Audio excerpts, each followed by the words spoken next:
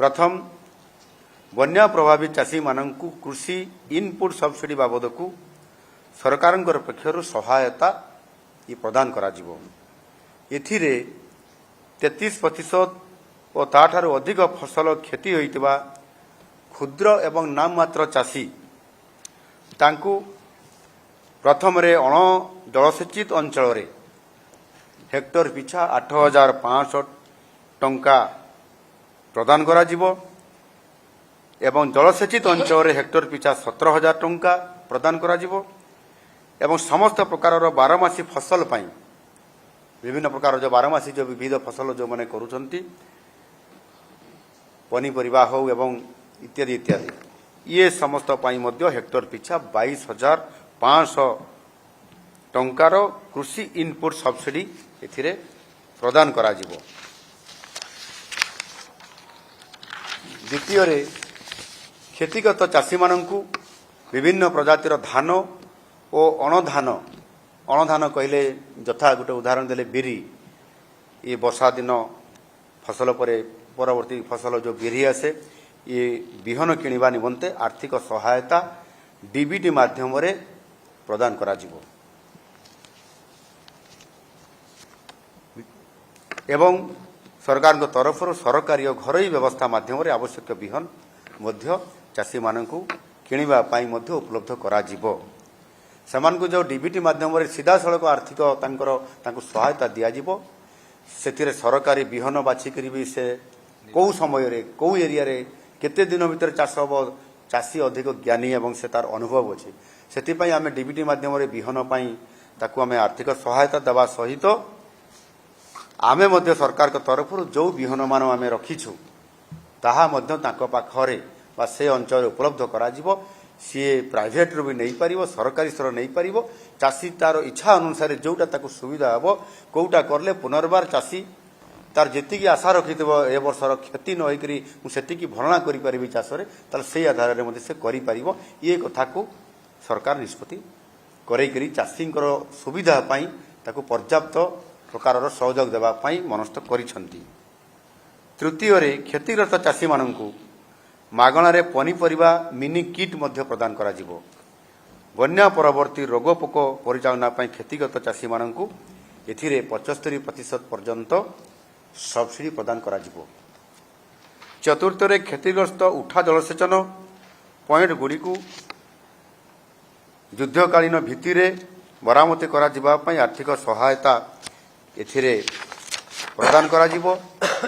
ता सहित मध्य कोठी जदी बड़ नदीबंध द्वारा संलग्न होइतबा कौनसी केनाल जदि घाई सृष्टि होइतबो एवं जहाँ भी जलसेचन पाई जो परिस्थिति तैयारी होइतबो जोठी अभाव परिलक्षित हबो ताकू ये रिलीफ भितर अंतर्भुक्त करा जाय तुरंत युद्धकालीन भितर ताहार मरामती करी ताकू सचलक्षम करिया पाई मध्य संपूर्ण भाव में चेष्टा करा जिवो।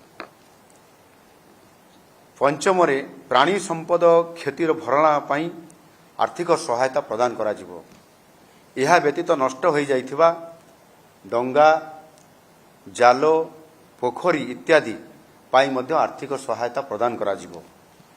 इच्छुक चाषींकर स्वल्प म्यादी खरीफ कृषि ऋण को मध्यम अवधि कृषि ऋण रे ये परिणत करा जिवो।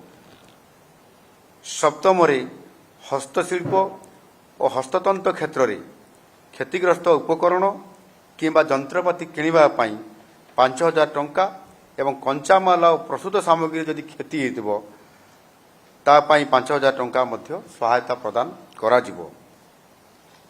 अष्टम रे बन्यारे क्षतिग्रस्त होइतबा रास्ता घाटर सामूहिक मरामती युद्धकालीन भितरे ये करा जिवो। पानी कमिगला परे समस्त क्षतिग्रस्त भित्तिभूमि क्षतिर आकलन जेतेबेले पुनर्बार पानी छाड़िला परे जो करा जिवो सेतेबेले को जेतेबेले फाइनल रिपोर्ट आसीबो सेतेबेले पुनर्बार मध्य सेथिरे जोड़ा जाई पारिबो एवं आवश्यक अर्थ मध्य सेथिरे अधिक प्रदान करा जाई पारिबो। नवम रे बन्या प्रभावित अंचल स्थिति स्वाभाविक हेबा पर्यंत रंदा खाद्य सुखिला खाद्य जोगाण जारी रहिबो। एहा सहित अतिरिक्त भाव आवश्यक रिलीफ चाउल मध्य जहाँ रिलीफ सहायता देवा कथा ताहा मध्य जोगे दिया जिवो।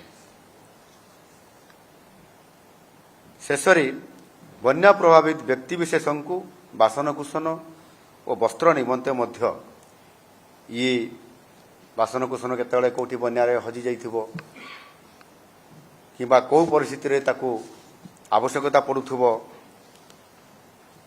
सेतिपाई विशेष सहायता एवं आपंकर वस्त्र मध्य जेटा आवश्यकता अछि अनेक गरीब परिवार रे ताहा मध्य ताहार अर्थ प्रदान समानक पाखकू तांको परिवार को पहुंचे दिया जिवो। बन्या क्षतिग्रस्त अंचल पूर्व स्थिति को फेरई आनिया पाई आम सरकार अर्थात लोकंकर सरकार बद्धपरिकर एवं सेथिपाई आम सरकार कथारे नुह कामरे जो विश्वास करती आथिपाई अतीत जमीती गत वर्ष विगत वर्ष मानकरे अदिनिया वर्षा समय जो क्षति होता जोटा कि रिलीफ कोड रे मध्य स्थानित नथिला ताकू मध्य आम सरकार आवश्यक मते रिलीफ कोड परिवर्तन करी समान को आर्थिक क्षतिपूरण भरणा करिया पई जमिनी सहाय्य करी आसुचंती। चलित वर्ष रे मध्य ये तो 3टी किंबा 5टी बन्या आरंभ होईची आगामी दिन रे पुणी फेज 1 फेज 2 फेज 3 एमती चलिबो। पुणी साइक्लोन आसीबार मध्य निश्चित भाव में अक्टोबर मासरे जो प्रतिवर्ष आसे ताकू मध्य हिसाब को निया जाई परिबो। से दृष्टिकोण समस्त प्रकार प्रस्तुति आज आमको हेबापी पड़ुछि। अर्थ ए दिगरे केबे भी प्रतिबंधक हब नाही। यही 1000 कोटी टंकार पैकेज ये प्रारंभिक आकलन अनुजाई घोषणा करा जायछि।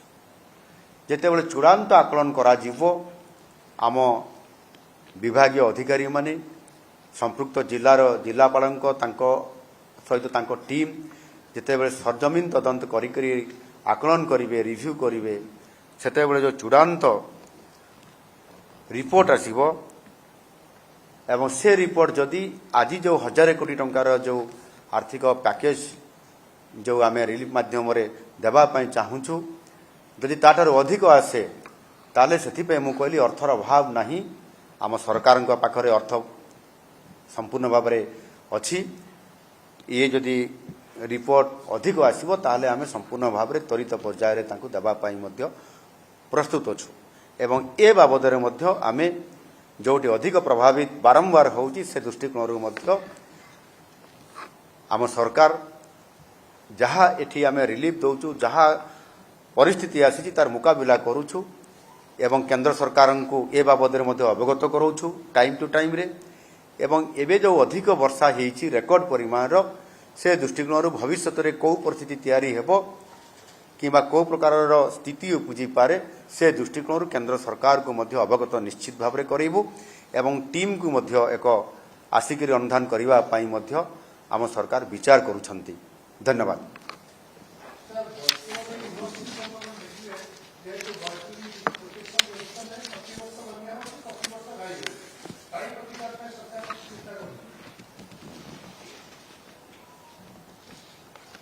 बैतरणी नदी उपरे जो एम्बांकमेंट कथा कहउछंती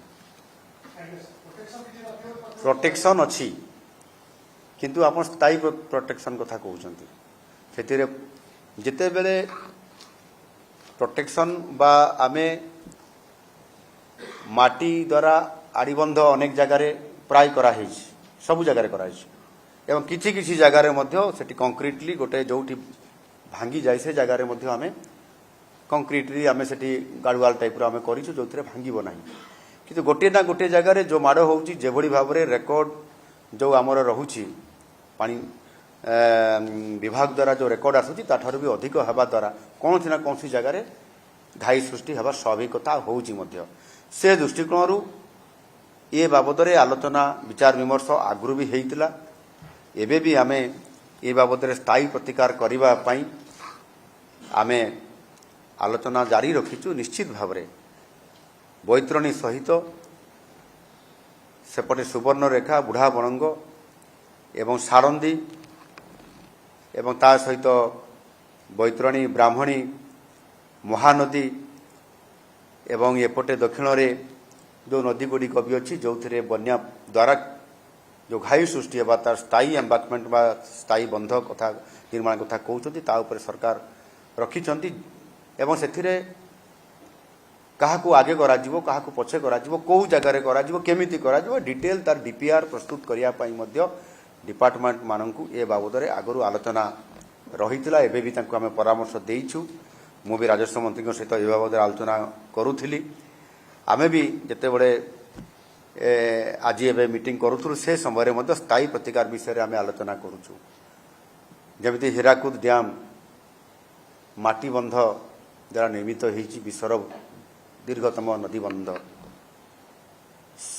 ইয়ার আয়ু এবং পরবর্তী পর্যায়ে কোন পরিস্থিতি হব একথা আমাকে জনা না, কিন্তু আমি সুরক্ষিত রহিবা পাই তার মধ্য প্রতিকার করিবা পাই আগামী দিନରେ কোন করা যাব সেটিপাই মধ্য বিচার বিমর্শ জারি রখিছু। যে এক্সপোর্ট অছন্তি ওড়িশারে ভারত বর্ষরে মধ্য যে এতে এক্সপোর্ট অছন্তি যেতবে প্রথমে ভারত বর্ষরে 3টি বড় নদীবন্ধ যোজনা হয়েছিল তা ভিতরে হীরাকুদ অন্যতম। সে দৃষ্টিকোণରୁ समस्त प्रकार तथ्य दस्तावेज को एकत्रित करी समस्त परामर्श नहीं आगामी दिन में से आम सरकार चिंतित अच्छा एवं आलोचना आरंभ कर आगामी दिन में तार स्थायी प्रतिकार निश्चित भाव में करा